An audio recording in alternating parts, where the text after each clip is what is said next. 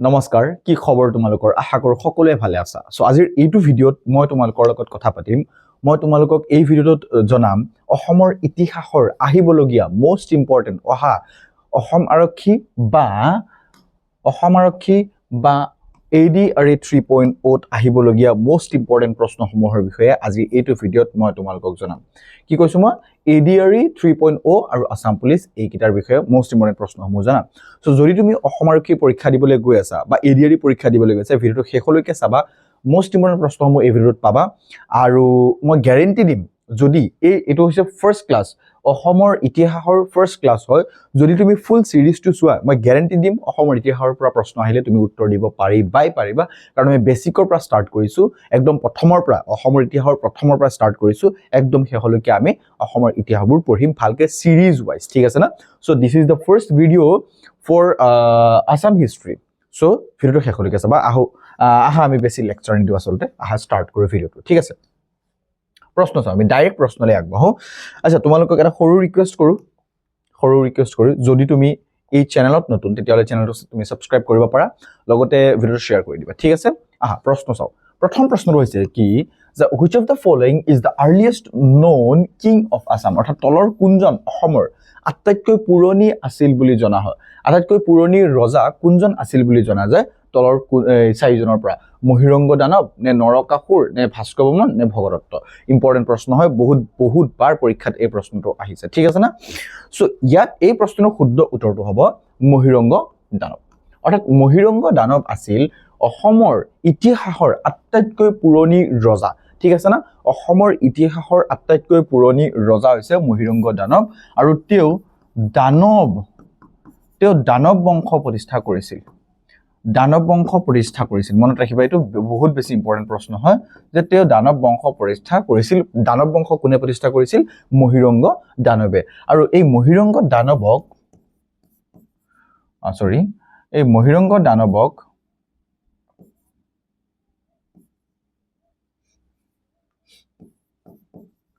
মৈৰং বুলিও জনা যায় মৈৰং নামেৰেও জনা যায় ঠিক আছে না সো এটো ভালকে মনত ৰাখিবা বহুত বেছি ইম্পৰ্টেন্ট হয় লগতে ইয়াত প্ৰশ্ন আহিছে নৰকাসুৰে ভৌম বংশৰ প্ৰতিষ্ঠা কৰিছিল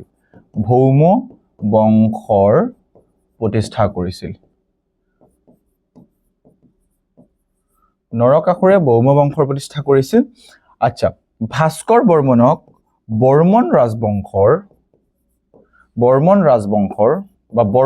বৰ্মন বংশৰ আসলতে মই দি দিও যে বৰ্মন বংশৰ জনপ্ৰিয় ৰজা বুলি জনা গৈছিল প্ৰশ্ন আহে বহুতবাৰ পৰীক্ষাত আহিছে জনপ্ৰিয় ৰজা ভাস্কৰ বৰ্মন এৰ বিষয়ে আমি পঢ়িম লগতে ভগদত্তৰ বিষয়ে এটা প্ৰশ্ন আহে যে ভগদত্তৰ এটা হাতী আছিল অৰ্থাৎ ভগদত্তই হাতীলৈ যুদ্ধ কৰি ভাল পাইছিল এৰ বিষয়ে এটা প্ৰশ্ন আহে যে ভগদত্তৰ হাতীটোৰ নাম কি আছিল হাতীটোৰ নাম আছিল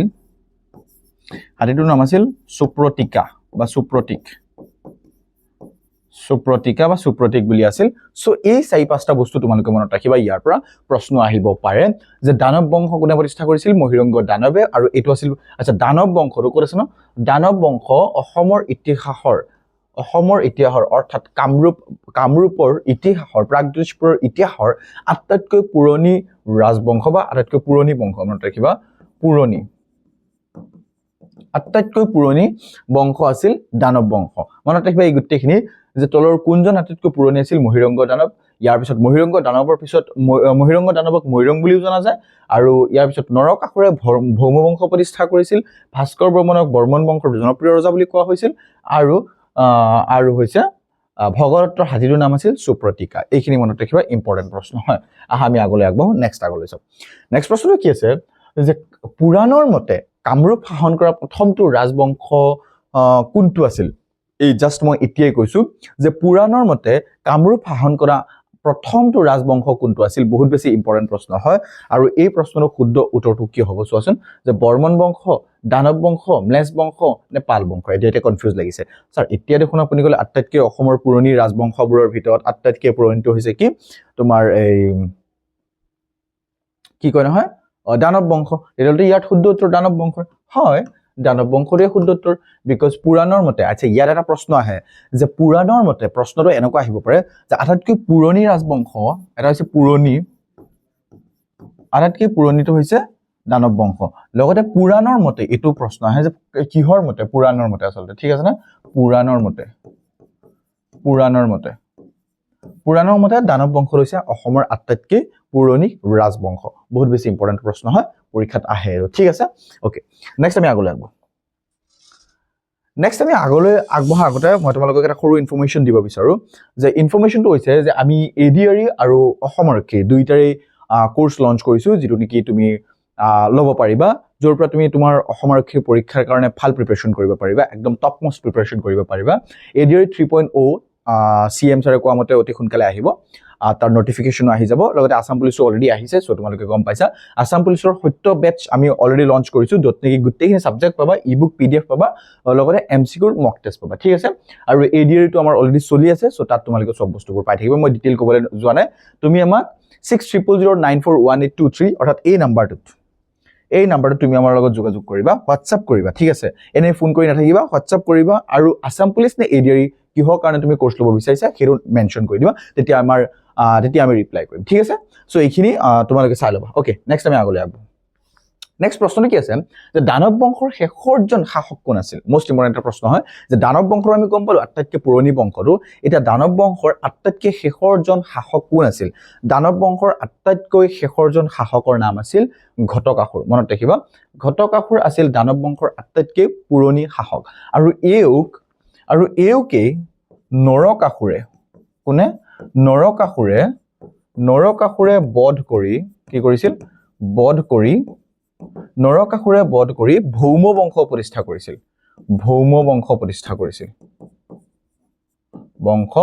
কৰিছিল মই অলৰেডি কৈছো না যে ভৌম বংশৰ প্ৰতিষ্ঠাপক কোন হয় নৰকাসুৰ হয় অৰ্থাৎ এই শেষৰজন ৰজা দানৱ বংশৰ শেষৰজন ৰজা ঘটকাসুৰক নৰকাসুৰে বধ কৰিছিল অৰ্থাৎ মাৰি পেলাইছিল আৰু ইয়াৰ পিছত ঘটকাসুৰে ভৌম বংশ প্ৰতিষ্ঠা কৰিছিল নৰকাসুৰে এইখিনি মোস্ট ইম্পৰ্টেন্ট হয় মনত ৰাখিবা যে দানৱ বংশৰ শেষৰজন ৰজাৰ নাম কি আছিল দানৱ বংশৰ শেষৰজন ৰজাৰ নাম হৈছে ঘটকাসুৰ প্ৰথমজন ৰজাৰ নাম হৈছে মহিৰংগ দানৱ মোস্ট ইম্পৰ্টেন্ট হয় নেক্সট আমি আগলৈ আগব নেক্সট আছে যে কোনে ঘটকাসুৰক হত্যা কৰি ভৌম বংশ বা অসুৰ বংশ আচ্ছা ভৌম বংশক অসুৰ বংশ বুলি কোৱা হয় এটো মনত ৰাখিবা যে অসুৰ বংশ বা ইয়াক ভৌম বংশ বুলিও কোৱা হয় ঠিক আছে না ইয়াক ভৌম বংশ বুলিও কোৱা হয় অসুৰ বংশ বা ভৌম বংশ প্ৰতিষ্ঠা কৰিছিল কোনে নৰকাসুৰে মই অলৰেডি কৈছোৱে যে নৰকাসুৰে কি কৰিছিল ভৌম বংশৰ প্ৰতিষ্ঠা কৰিছিল আচ্ছা ইয়াত বগদত্ত আছে বান ৰজা আছে ভীষ্মক আছে সকলোৰে বিষয়ে আমি ভালকে এটা প্ৰশ্ন যিবোৰ প্ৰশ্ন আহে সেইবোৰ আমি পঢ়ি গৈ থাকিম ইম্পৰ্টেন্ট প্ৰশ্নবোৰ আমি পঢ়ি গৈ থাকিম ঠিক আছে না সো আহা আমি আগলৈ আগবঢ়ো নেক্সট প্ৰশ্নটো কি আছে আমি চাও জাস্ট আ সেকেন্ড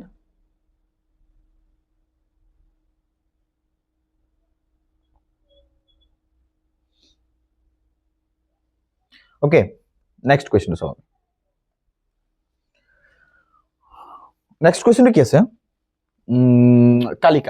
কালিকা পুৰাণৰ মতে নৰকাসুৰ কোনজন দেৱতাৰ পুত্ৰ আছিল মোস্ট ইম্পৰ্টেন্ট প্ৰশ্ন বহুব পৰীক্ষা দিছে এটো তুমি স্টাৰ মাৰ্ক লগাই লব পাৰা মই ট্ৰিপল স্টাৰ লগাই দিছো কাৰণ ইম্পৰ্টেন্ট হয় যে কালিকা পুৰাণৰ মতে নৰকাসুৰ কোনজন দেৱতাৰ পুত্ৰ আছিল অপচন এট আছে ভগৱান বিষ্ণু ভগৱান শিৱ ভগৱান ব্ৰহ্মা আৰু ভগৱান ইন্দ্ৰ আচ্ছা এই প্ৰশ্নটোৰ শুদ্ধ উত্তৰ কি হ'ব ভগৱান বিষ্ণু লৰ্ড বিষ্ণু নে ভগৱান শিৱ ভগৱান ব্ৰহ্মা নে ভগৱান ইন্দ্ৰ কিহৰ মতে কালিকা পুৰাণৰ মতে এটো মনত ৰাখিবা যে কিহৰ মতে বুলি খুদিছে সো এটো ইম্পৰ্টেন্ট হয় কালিকা পুৰাণৰ মতে এইটো হৈছে ভগৱান অৰ্থাৎ লৰ্ড বিষ্ণুৰ অৱতাৰ হয় নৰকাসুৰ হৈছে কালিকা পুৰাণৰ মতে নৰকাসুৰ হৈছে ভগৱান বিষ্ণুৰ অৱতাৰ হয় ইম্পৰ্টেন্ট প্ৰশ্ন হয় মনত ৰাখিবা নেক্সট কি আছে আমি চাও যে কামৰূপৰ কোনজন ৰজাই কুৰুক্ষেত্ৰ যুদ্ধত অংশগ্ৰহণ কৰিছিল মোস্ট ইম্পৰ্টেন্ট প্ৰশ্ন হয় লাষ্ট ইয়াৰ সাগে এডিআৰইত আহিছিল এডিআৰইত নহয় আসাম পুলিচত আহিছিল লাষ্ট ইয়াৰ আসাম পুলিচত আহিছিল যে কামৰূপৰ কোনজন ৰজাই কুৰুক্ষেত্ৰ যুদ্ধত অংশগ্ৰহণ কৰিছিল সেইজন না নৰকাসুৰ আছিল সেইজন আছিল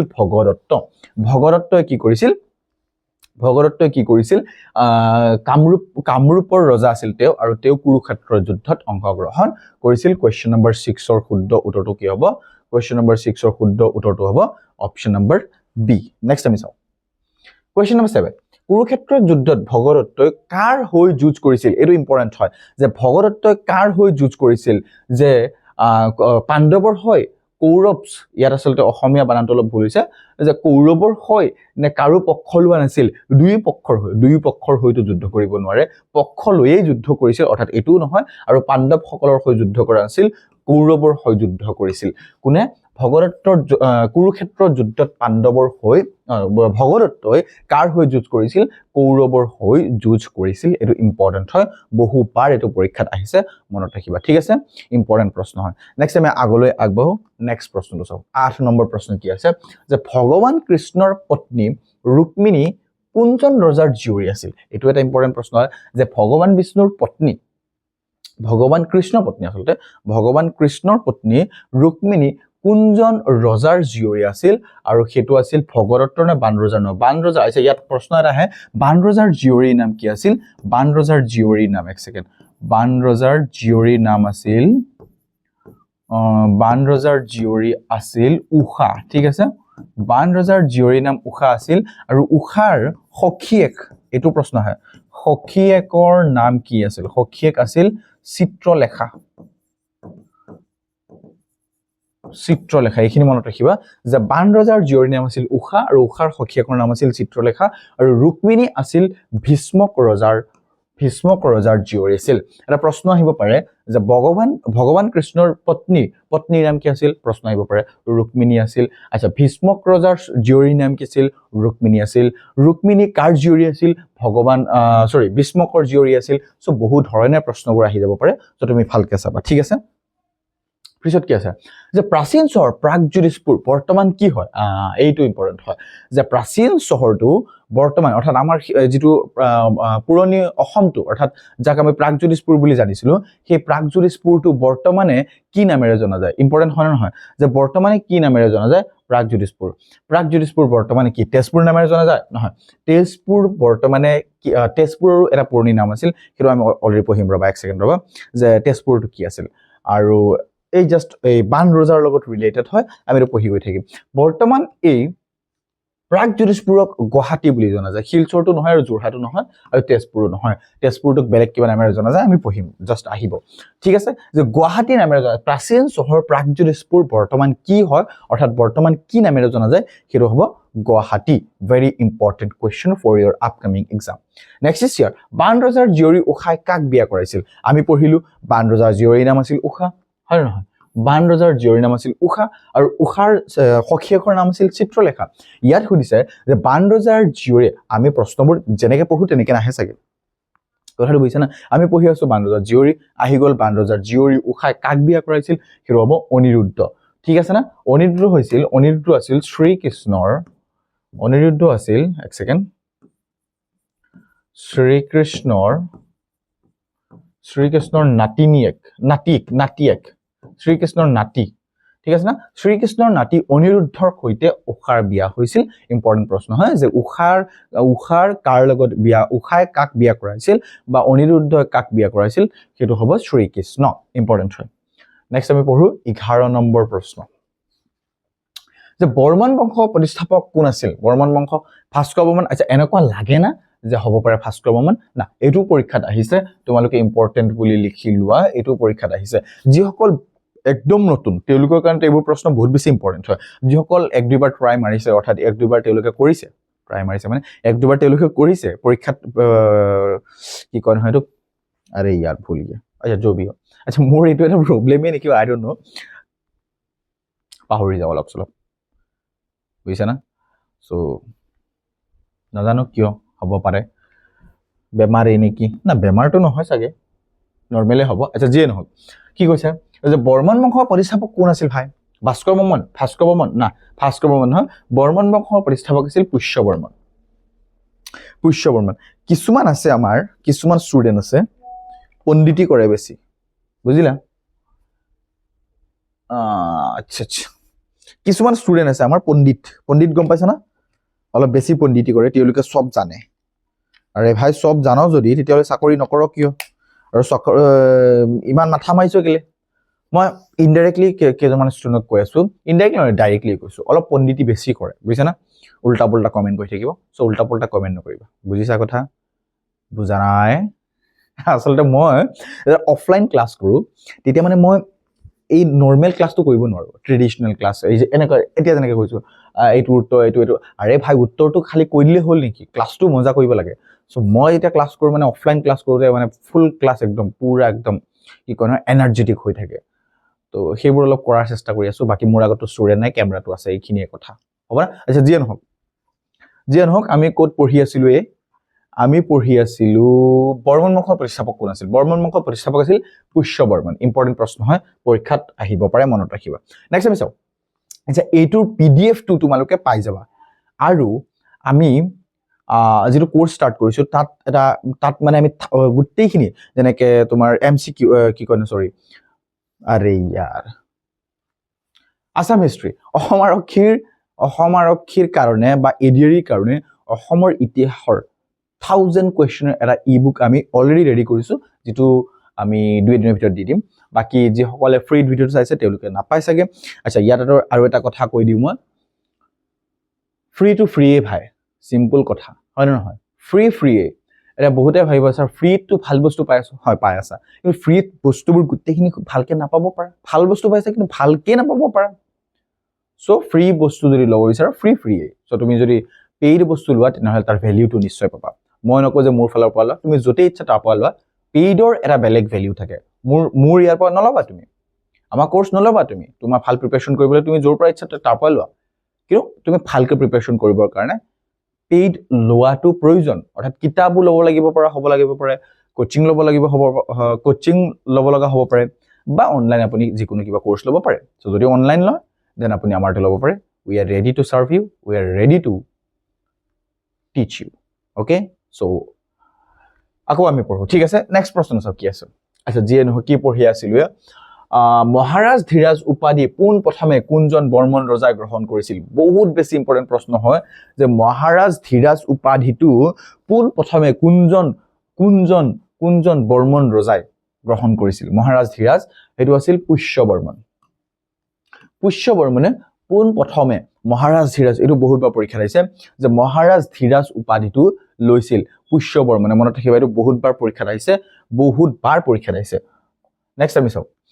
যে কামৰূপৰ কোনজন ৰজাই প্ৰথমবাৰৰ বাবে অশ্বমেধ যজ্ঞ পাতিছিল? এইটো পৰীক্ষাত বহুতবাৰ আহিছে যে কামৰূপৰ কোনজন ৰজাই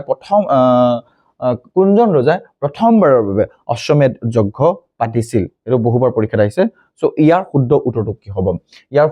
কি হ'ব? পুষ্য বৰ্মন হ'বনে? নাই, পুষ্য বৰ্মনে মহাৰাজ ধীৰাজ উপাধি লৈছিল। এতিয়া আমি পঢ়িছোঁ পুষ্য বৰ্মনৰ বিষয়ে 2-4টা বস্তু মনত ৰাখিলে হ'ল। তেওঁ প্ৰতিষ্ঠাপক আছিল, তেওঁ মহাৰাজ ধীৰাজ উপাধি লৈছিল। এইখিনি দুইটা পাইছোঁ আমি, আৰু পঢ়ি থাকিম, ঠিক আছে? এইটোৰ শুদ্ধ উত্তৰ হ'ব মহেন্দ্ৰ বৰ্মন। অশ্বমেধ যজ্ঞ ক'ত আছে? অশ্বমেধ যজ্ঞ পাতিছিল আটাইতকৈ পোনপ্ৰথমবাৰৰ বাবে কামৰূপৰ কোনজন ৰজাই প্ৰথমবাৰৰ বাবে অশ্বমেধ যজ্ঞ পাতিছিল? এই ৱৰ্ডটো মনত ৰাখিবা, অশ্বমেধ যজ্ঞ। সিদিনাখন কি হৈছে, আচ্ছা টপিক এৰি গৈ আছোঁ, সিদিনাখন কি হৈছে, হঠাৎ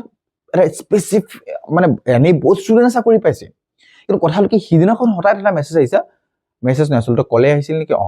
ছাৰ মই চাকৰি পাই গৈছোঁ। মই ভাবিলোঁ আৰে কোনোৱে চাকৰি পাই গৈছোঁ, চাকৰিটো এনেই বহুত ষ্টুডেণ্টে পাইছে, বহুতে আমাক নক কৰিছে, ছাৰ চাকৰি পালোঁ, থেংক ইউ ছ' মাছ, মানে কিবা কিবি আৰু কৈ থাকে ন। চ' আচলতে আমি অফলাইন হ'লে ডাইৰেক্টলি ফেচ টু ফেচ কথা পাতিলোঁ, কিন্তু অনলাইনটো আৰু অলপ চেটিঙেই কৰোঁ আৰু। বাকী যিয়ে নহওক মোক কোনোবা আমাৰ টিমৰ কৈ থাকে ছাৰ এনেকুৱা। বাকী সিদিনাখন ডাইৰেক্ট এটা মেছেজ আহি গ'ল, ফোনে হ'ব পাৰে, ছাৰ মই চাকৰি পাই গৈছোঁ। মই ভাবিলোঁ কোনে, তেতিয়া কথা পাতি গম পালোঁ মানে আমাৰ লগত আগতো বহুতবাৰ ফোন কৰিছে, মানে এনেকুৱা প্ৰব্লেম আছিল ইয়াৰ প্ৰথমৰ পৰা, ছাৰ একো গম নাপাওঁ, ছাৰ বুজি নাপাওঁ, ছাৰ এনেকুৱা ছাৰ সেনেকুৱা, আমি কিমান গাইড কৰিছোঁ। আচলতে নাম্বাৰ ছেভ কৰা নহয়তো চবৰে, চ' তেতিয়া গম নাপাওঁ। ছাৰ মই চাকৰি পাই গ'লোঁ, যেতিয়া কৈছে মই পিছত কাহিনীটো ক'লে, ছাৰ মই এনেকুৱা কৰিছিলোঁ আপোনালোকৰ লগত, ছাৰ বেয়া নাপাব, বহুত ডিষ্টাৰ্ব কৰিছোঁ। তেতিয়া আৰু কি বেয়া পাম, আমাৰতো মানে প্ৰাউডত আমি মানে হৈ আছোঁ যে আৰে আমি পঢ়াই চাকৰি পোৱা মানুহটো এতিয়া অসম আৰক্ষীত, বুজিলা নে? কেইদিনমান আগতে আৰু বহুত দিন যেতিয়া লাষ্ট এপইণ্টমেণ্ট দিছে তেতিয়া। চ' তেনেকুৱা আৰু কথা, চ' ভাল লাগি যায় তেতিয়া। চ' সেইকাৰণে কৈছোঁ তুমি যদি একদমেই বেছিক, একদমেই একো নাজানা, তাৰপিছতো তুমি ট্ৰাই কৰি থাকা, আৰু সেই যিটো ষ্টুডেণ্টৰ কথা কৈ আছোঁ একদম একো নাজানিছিল, সঁচা কথা কৈছোঁ, একদম বেসিক একদমই একো নাজানিছিল সেই ষ্টুডেণ্ট যদি চাকৰি পাব তুমি কিয় নোৱাৰিবা তুমি কিয় নোৱাৰিবা ভালকে পঢ়িছে সেইটোৱে কথা হৈছে না সো এতিয়া অশ্বমেধ যজ্ঞ কোনে পাতিছিল মহেন্দ্ৰ বৰ্মন সিম্পল কথা নেক্সট আছে যে উত্তৰ ভাৰতত ভাস্কৰ বৰ্মনৰ সমসাময়িক কোন আছিল উত্তৰ ভাৰতত ভাস্কৰ বৰ্মনৰ সমসাময়িক কোন আছিল ইম্পৰ্টেন্ট হয় ভাস্কৰ বৰ্মনৰ সমসাময়িক আছিল হৰ্ষবৰ্ধন এইটো পৰীক্ষাত আহে মই যিমানবোৰ প্ৰশ্ন দি আছো গুটেখিনি প্ৰশ্ন পৰীক্ষাত আহে এনেকুৱা লেভেলৰ প্ৰশ্ন তুমি সলভ কৰি গৈ থাকা তোমাৰ পৰীক্ষাত কমন পঢ়িবই লাগিব মোৰ 10 আঙুলি সহি লৈ লোৱা পঢ়িবই লাগিব সিম্পল কথা ভাই পঢ়িবই লাগিব উত্তৰ ভাৰতত ভাস্কৰ বৰ্মনৰ সমসাময়িক ৰজা আছিল হৰ্ষবৰ্ধন চীন দেশৰ পৰিব্ৰাজক হিউৱেন চাঙে কিমান চনত কামৰূপ ভ্ৰমণ কৰিছিল ভেৰি ভেৰি ইম্পৰ্টেন্ট প্ৰশ্ন হয় যে চীন দেশৰ ইয়াৰ এটা প্ৰশ্ন আহে যে হিউৱেন চাং কোৰ পৰিব্ৰাজক আছিল সৰি হিউৱেন চাং কোৰ মানুহ আছিল হিউৱেন চাং কোৰ মানুহ আছিল হিউৱেন চাং আছিল চীনৰ তেওঁ চীনৰ পৰা আহিছিল চীন দেশৰ পৰিব্ৰাজক হিউৱেন চাং কেতিয়া অসমত ভ্ৰমণ কৰিছিল তেওঁ এটো আছিল চনটো আছিল 643 AD একদম স্পেসিফিক সে হয় 643 AD 643 AD হিউৱেন চাঙে অসম ভ্ৰমণ কৰিছিল মনত ৰাখিব অসম ভ্ৰমণ কৰিছিল যেতিয়া নেকি কামৰূপত বৰ্মন বংশৰ ৰাজত্ব চলি আছিল ঠিক আছে বৰ্মন বংশৰ ৰাজত্ব চলি আছিল আৰু তেওঁ আহি প্ৰথমতে কামৰূপত অহাৰ আগতে তেওঁ তক্ষশিলা বিশ্ববিদ্যালয়ত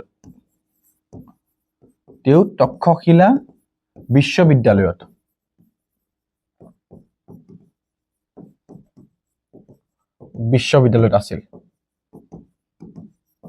তেওঁ তক্ষশিলা বিশ্ববিদ্যালয়ত আছে আচ্ছা মোৰ হ্যান্ডৰাইটিং বোৰ অলপ বেছিয়ে ভাল বুজিছা না যিয়ে নক ধৰিব পাৰিলে হল বাকি 640 আৰু ভালকে লিখিব পাৰো কিন্তু ইয়াত ইমান ভালকে ধুনীয়াকে লিখি কি লাভ বাৰু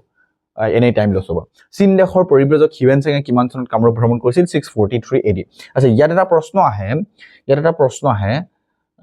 এইটো প্ৰশ্ন কি আছে হেইটোৱে নেকি ৰাজত্বকালত কামৰূপ ভ্ৰমণ নাই নহয় ইয়াত এটা প্ৰশ্ন আহে যে হিউৱেন চাঙৰ এখন মোস্ট ইম্পৰ্টেন্ট কিতাপ আছে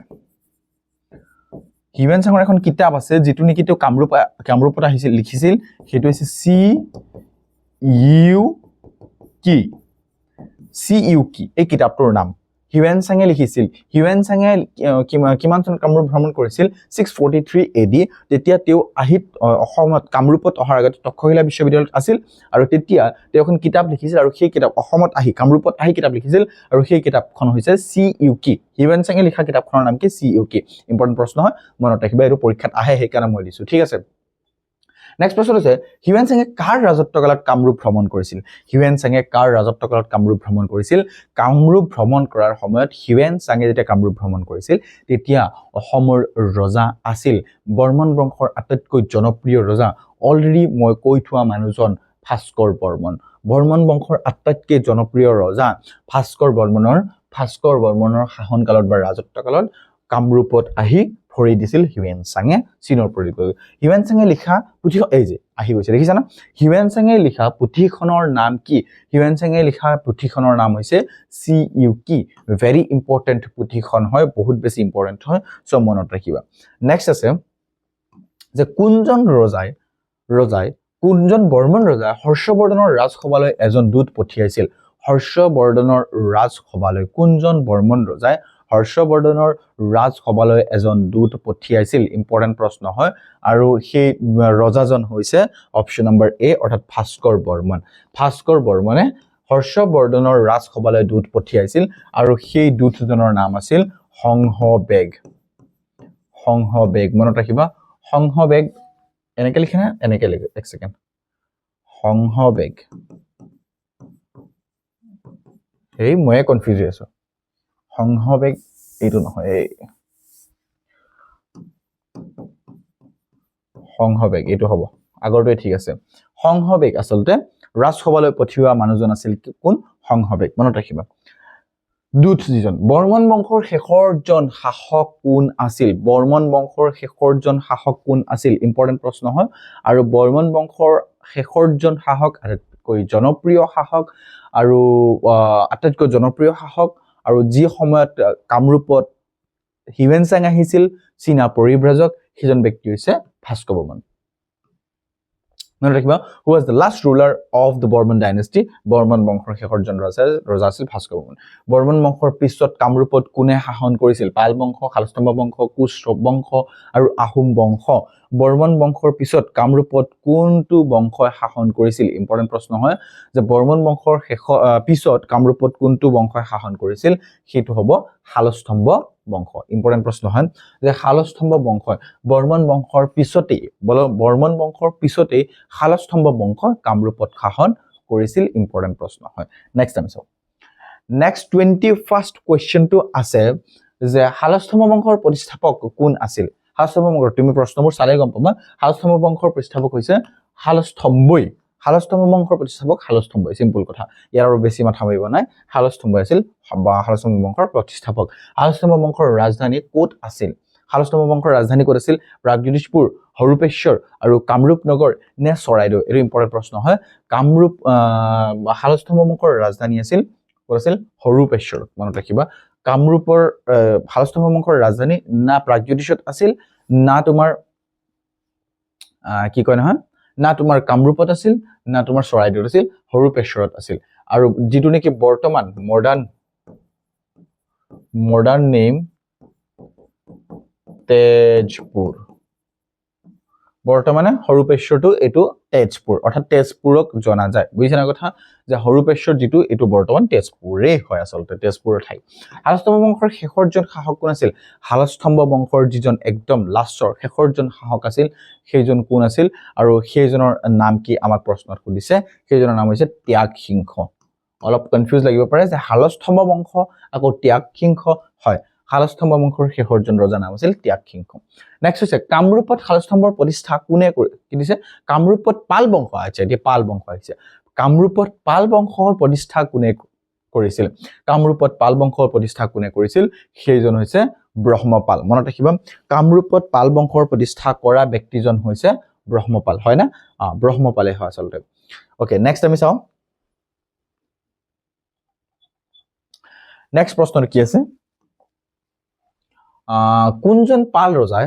ৰাজধানী কামৰূপ নগৰলৈ স্থানান্তৰিত কৰিছিল কোনজন পাল ৰজা ইয়াত চাৰিজনৰ নাম আছে ব্ৰহ্মপাল ৰত্নপাল ধৰ্মপাল আৰু জয়পাল কোনজন পাল ৰজাই ৰাজধানী কামৰূপ নগৰলৈ স্থানান্তৰিত কৰিছিল ইম্পৰ্টেন্ট প্ৰশ্ন হয় আৰু সেইজন পাল ৰজা আছিল ব্ৰহ্মপাল নহয়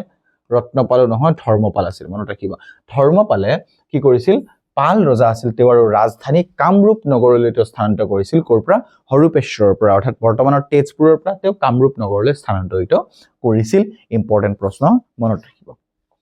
নেক্সট আছে আমি চাও ইয়াত যে কামৰূপৰ পাল বংশৰ শেষৰজন শাসক কোন আছিল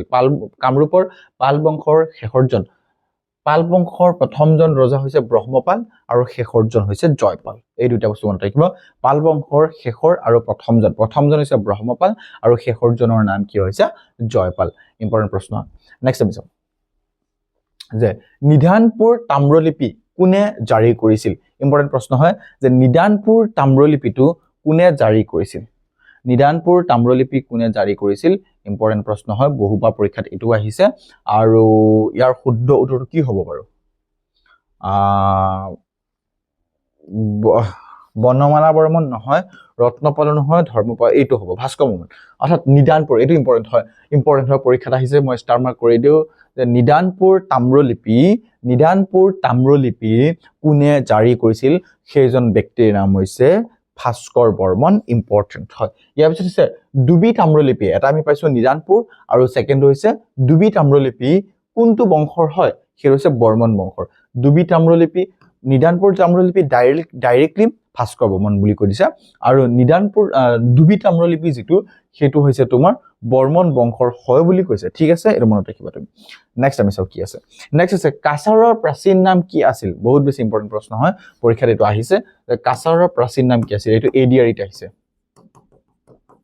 এডিআৰি 3.0 ৰ কাৰণে ইম্পৰ্টেন্ট প্ৰশ্ন হয় তুমি মনত ৰাখিবা যে কাছাৰৰ প্ৰাচীন নাম কি আছিল হেতু হ'ব হিৰিম্বা বা হিডিম্বা But Hidimba বুলি